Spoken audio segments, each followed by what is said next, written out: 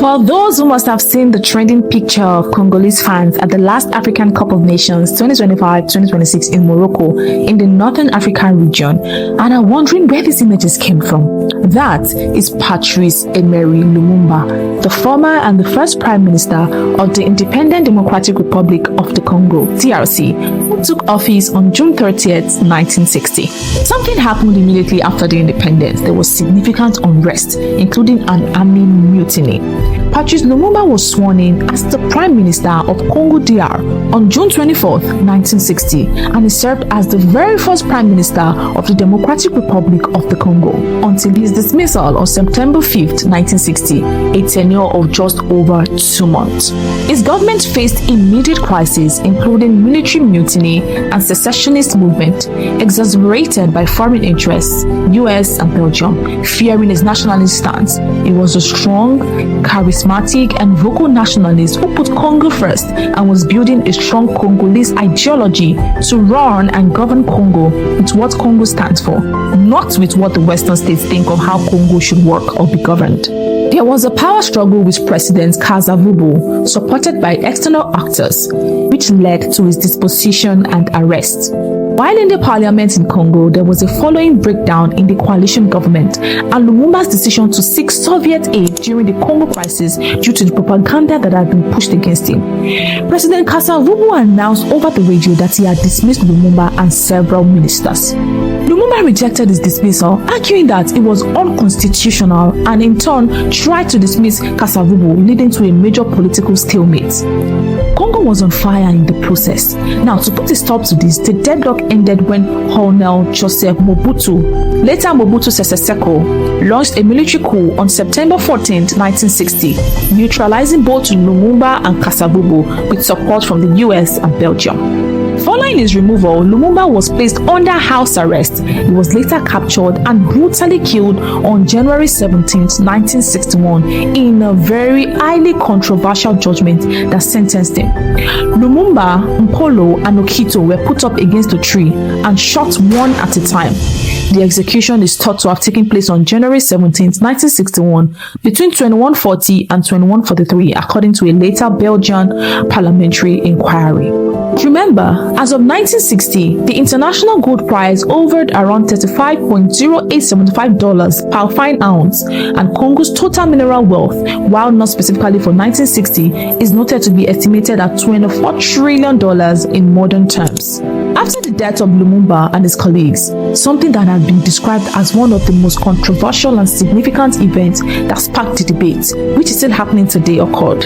The first democratically elected Prime Minister of the Congo and his colleagues. Maurice Mpolo and Joseph Okito were brutally murdered, and their bodies were indeed mutilated and destroyed by acid.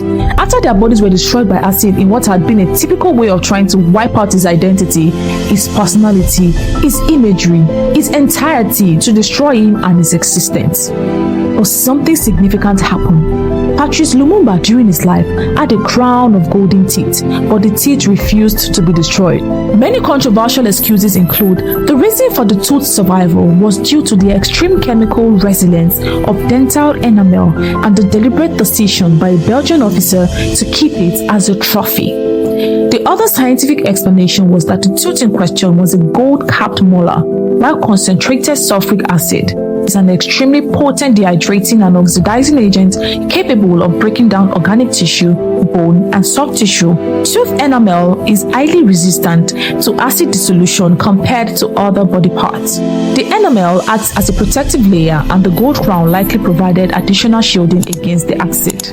Another later explained by one of the actors of the atrocity, Gerald Suete, the Belgian police commissioner who oversaw the destruction of the body, confessed to hacking the body into pieces and soaking them in acid over 2 days. He later admitted that he took the tooth and other remains before or during the destruction process, specifically keeping them as a hunting trophy or macabre memento. rather than allowing them to be fully consumed by the acid. According to testimony, the acid used was insufficient to completely dissolve all the materials, leading the perpetrators to resort to burning the remaining parts. The tooth, having been removed, was not part of the final incomplete incineration. Following his murder in 1961, the tooth remained in the possession of the Belgian officer's family until it was seized by authorities in 2016 and returned to the family in 2022. The assassination was all part of a plot involving Katangan secessionist authorities, Belgian officers, and support from Western powers including the US CIA, who viewed Lumumba's socialist leanings as a threat during the Cold War.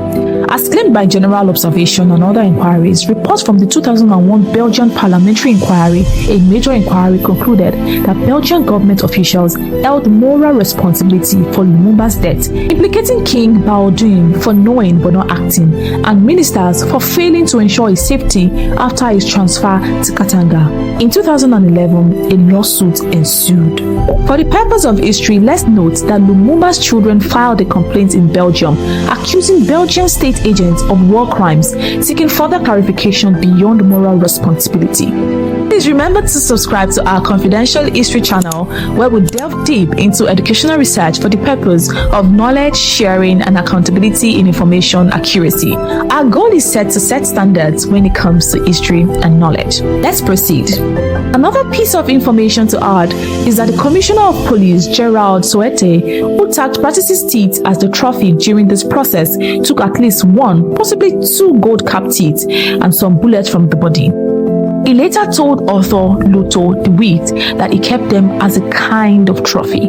Issue claim in 1999-2000, when first questioned, Soete admitted to having the teeth but claimed to have thrown them into the North Sea.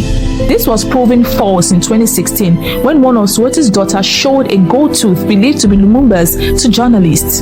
Belgian authorities seized the tooth from a house. After being in possession of the Belgian prosecutor's office, the gold cap tooth was officially returned to the Lumumba family in 2022 and buried in a mausoleum in Kinshasa.